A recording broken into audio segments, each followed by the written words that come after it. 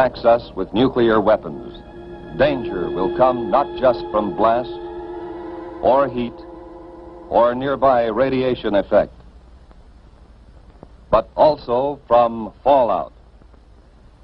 Fallout, which may occur miles and miles away from the blast.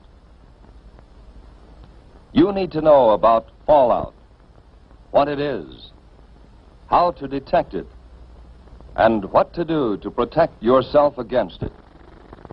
Everybody needs to know.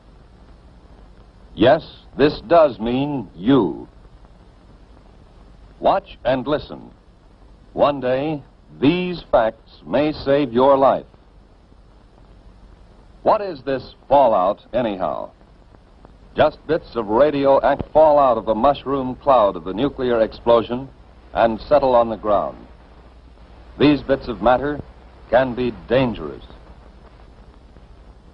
You're exposed to some radiation every day, from cosmic rays or other natural sources of radiation.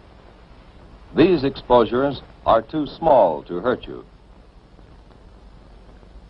But when a wartime nuclear explosion occurs, a serious fallout follows. Thousands of tons of atomized earth, building materials, rocks, and gases may be thrown into the air.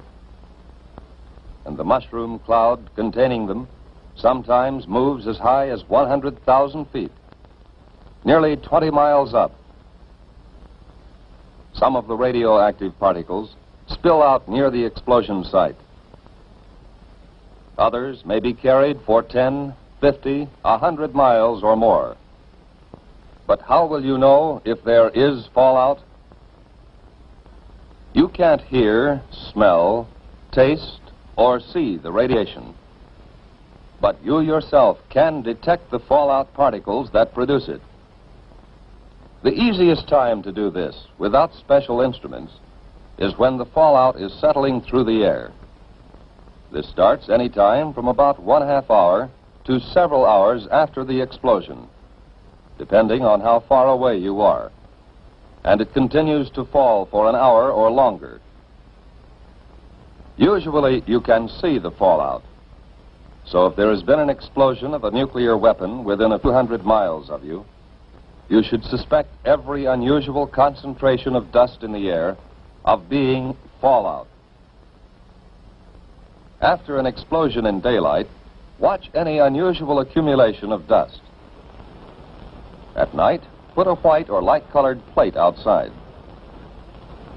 Examine it every 15 minutes or so. If dust has accumulated on the plate, treat it as fallout.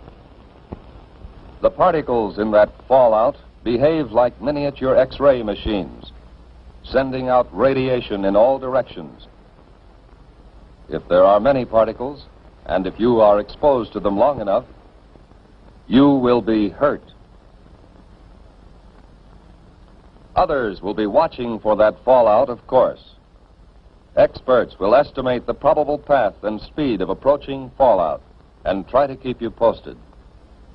But it may come before you hear any details by radio or otherwise.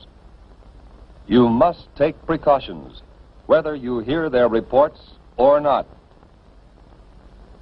If radio stations are operating, you will hear reports, especially on the Conelrad frequencies 640 or 1240 on your AM dial. As soon as it is safe for specially protected crews to get out into the open, these highly trained civil defense radiation detection teams will make a thorough check of radiation levels and characteristics.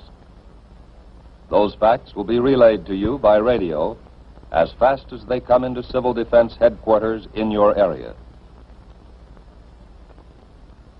Information from the radiation monitoring teams will be combined and analyzed by experts manning a central radiation control point. These experts, who know just how fast harmful radiation reduces in force, can predict when it will be safe for people to come out of shelters and resume normal tasks. We have warned that you may have to act before you get any detailed reports. Just what can you do if fallout comes your way? Find the best shelter you can. The more solid substance you can put between yourself and the fallout, the better. But an ordinary frame house with windows closed will give considerable protection. In a house, it's best to get on the floor, away from doors and windows. Or if you can, find a location with additional walls in the center of the building. A basement is even better if the house has one. Large buildings, such as apartment or office buildings, give good protection. The thick, heavy masonry of their walls and floors makes it hard for radiation to get through. Basements, inside rooms, or corridors on the lower floors are safest. The basement of any house or building will become a good improvised shelter if you block the windows with sandbags and place other sandbags on the floor above the shelter area. If you don't have sandbags, thick, solid layers of books, magazines or newspapers, or even a series of file cabinets standing close to each other can cut the radiation danger. In some parts of the country, there are storm cellars or outside vegetable storage cellars. They may be used as shelters from fallout. If you plan to use such a cellar or your basement or any other shelter, stock it with food and supplies. To equip and supply your shelter area, you need some of the same things you might take on a vacation camping trip. First, sleeping equipment to fit your shelter area. Folding cots or sleeping bags and blankets. Then, food and water. There should be at least a 2-week supply. You'll want plenty of fruit juices and lots of your family's favorite canned foods. The drinking water supply should be rotated often to be sure it's fresh. And don't forget such basic needs as sugar, salt, pepper, and other seasoning that your family ordinarily uses. Now, some equipment. A radio is very important. It should be a battery portable with spare batteries. A transistorized radio is best, as the batteries last longer. Next, you need light in the form of flashlights and a battery-operated lantern. Then, a good first aid kit. Now, plates, cups, silverware. A can opener and a bottle opener are important. Add to these things enough closed containers to take care of garbage and human waste. Especially if there will be children in the shelter, include some books and magazines, paper and pencils, maybe 1 or 2 small, simple games. The best protection of all is the special shelter built according to specifications of your local civil defense organization. This has an air filter to allow ventilation, but keep dust out. And it has at least 3 feet of earth over it. It would be a good idea to go right now to your local civil defense office to secure plans for the type of shelter you want, and then to get busy on construction. Plans are simple, using standard materials. So maybe you can do the job yourself. But all this special shelter talk won't help very much if you are caught way out on the open road. If that happens, keep driving until you see a building, which may be a house or barn, church or school. Drive as close to the building as you can. Then get yourself and your family out of the car and take cover in the building. If you live on a farm and have sufficient warning, get your animals under cover and give them enough food and water to last several days. And if you can, cover any piles of hay or harvested crops that may be outside. If the explosion has been some miles away, you will have time to fill tubs and other containers with water before fallout arrives. All locations where outside dust does not penetrate will be safe storage points for water. Whatever kind of shelter you find, settle down and make the best of it. If there are others with you, help them by being as calm as you can, and don't be discouraged. You can go out for very brief periods if you are well covered and keep the dust off your skin. Wear heavy boots or shoes and pants tucked in or tied around the bottom to keep dust out. If any dust gets on you, brush it off promptly. And when you have a chance, wash it off. That dust can burn your skin.